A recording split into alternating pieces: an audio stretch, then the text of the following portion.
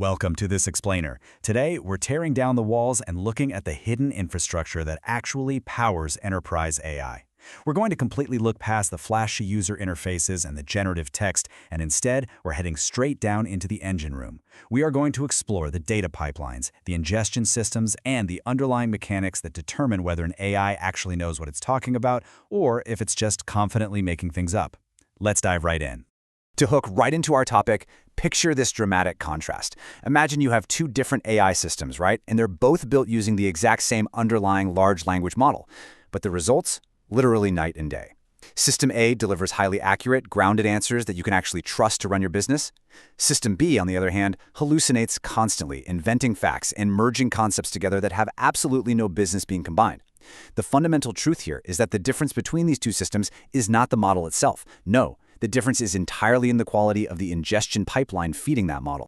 And this brilliantly illustrates a principle that's been true since the very dawn of computer science, but man, is it absolutely critical in the era of generative AI.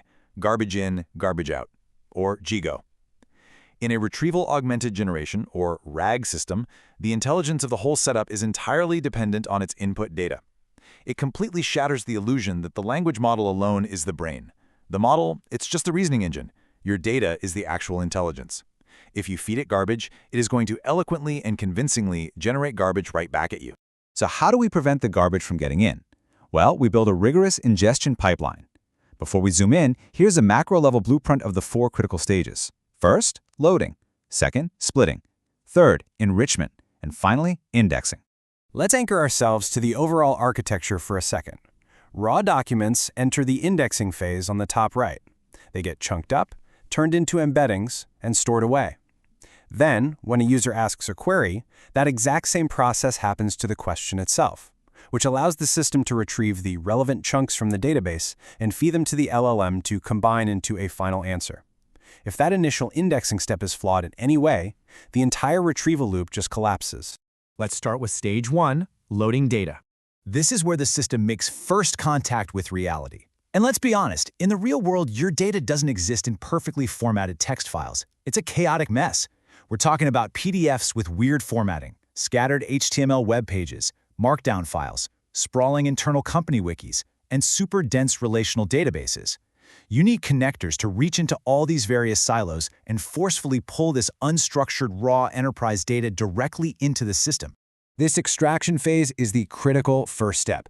You've got to use specialized document loaders to normalize all this messy reality into usable text in the system's memory.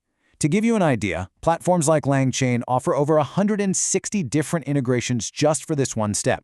Why? Well, because extracting text from some nested table inside a 10-year-old PDF is a wildly different engineering challenge than pulling a continuous stream of chat logs out of a database.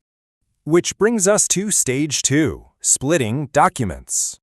Okay, so once we've loaded that raw text, we instantly hit a bottleneck. To understand why splitting, or chunking, is so necessary, we have to talk about the context window. This is the finite capacity of a language model to process input tokens at one single time. Say you have a document that's 42,000 characters long, you cannot just drop that whole thing into the prompt of most standard models. And honestly, even for models with massive context windows, burying one specific fact in 42,000 characters of text makes it incredibly difficult for the AI to actually find it and reason over it. So the crucial takeaway here is we must break massive documents down into semantic chunks. But you can't just take a cleaver to it and arbitrarily chop a document every 500 words. If you do that, you might split a sentence right in half or sever a critical concept away from its definition. Instead, we use advanced strategies like recursive character splitting to break text at natural boundaries, like paragraphs and new lines. We also use really clever techniques like parent document retrieval. That's where we split the text into tiny, highly searchable chunks, but when the system finds a match, it actually returns the larger parent document so the AI doesn't lose all that vital surrounding context. I really want to stress this pivotal idea. Retrieval quality depends heavily on chunk quality. This stage right here is frequently the weakest link in a company's entire AI architecture. If your chunks are too large, they're noisy. If they're too small, they lose their meaning entirely. Getting this balance exactly right is honestly what separates a toy application from a true enterprise-grade system. Moving right along to stage 3, enrichment and cleaning.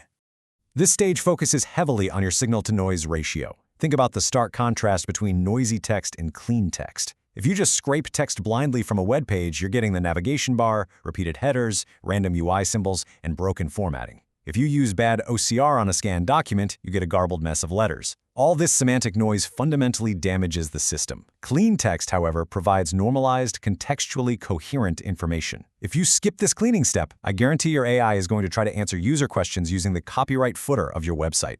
But we aren't just cleaning, we are enriching. We attach highly specific metadata to these perfectly clean chunks. We tag the author, the source URL, the department it came from, and crucially, the timestamp. Why does this matter so much? Well, imagine a user asks for the current HR policy. If you haven't enriched your chunks with date metadata, your system might just retrieve a policy from 2018 simply because the keywords match. Metadata allows for precise filtering and time-aware retrieval. If you take away one absolute axiom from this explainer, make it this: embedding models cannot distinguish signal from garbage if both are mixed together. If noisy vectors completely full of formatting errors and irrelevant headers, enter your database, poor retrieval is mathematically inevitable. And poor retrieval leads directly to those AI hallucinations we talked about earlier. Finally, we arrive at stage 4, vector indexing. This is the moment human language is transformed for the machine. We've got our perfectly clean, metadata-enriched chunks of text. But it begs the question, how does an AI actually understand these semantic chunks? Because it doesn't read English or Spanish or Python code the way we do. It reads math. And that is exactly where vectors come in. Vectors are mathematical representations that transform semantic meaning into searchable spatial coordinates. Picture a vast, multidimensional, futuristic space. In this vector space, concepts that mean similar things are physically located close to one another, almost like glowing constellations of meaning. Apple, the fruit, is floating in one constellation, and Apple, the tech company, is in a totally different one. This is the climax of the ingestion pipeline. We run our clean chunks through an embedding model, which translates the text into these dense vectors. These vectors then drop into a specialized vector database.